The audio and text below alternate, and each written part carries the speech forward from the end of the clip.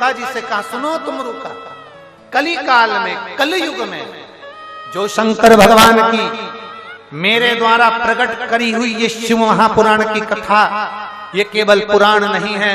शिव जी कहते हैं ये मेरा एक अंश स्वरूप है। जितने दिन तक शिव पुराण की पोथी जहां रखी होती है, उसका वाचन होता है, उतने दिन तक मैं 12 ज्योतिर्लिंग और कैलाश छोड़कर उस पुराण के सामने विराजमान रहता हूं,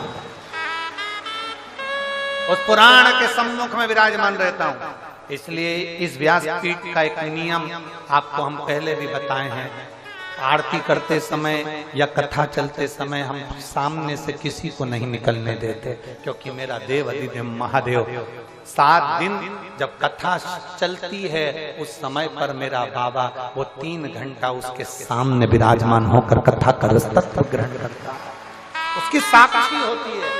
इसलिए हम बार बार कहते हैं कथा करवाने वाला शिव, कथा बांचने वाला शिव और कथा सुनने वाला शिव है, कोई दूसरा नहीं है। सब शंकर ही कर रहे हैं, हम तो निमित्त हैं, केवल नहीं और कुछ नहीं।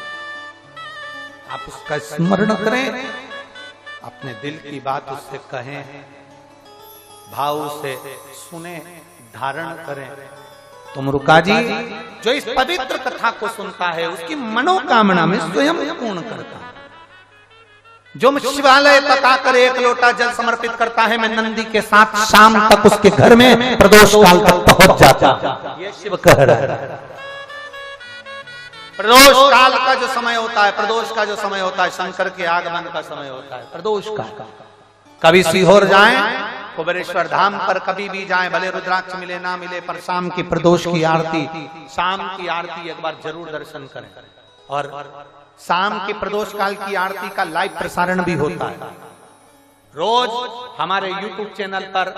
आप उसे बिठले सेवा समिति पर आप उसको रोज प्रतिदिन शाम को प्रदोष की आरती 6:45 बजे की प्रदोष काल की आरती का दर्शन, 6:30 पौने 7 बजे प्रदोष आरती का दर्शन प्रतिदिन बाबा कुबेर भंडारी का होता है।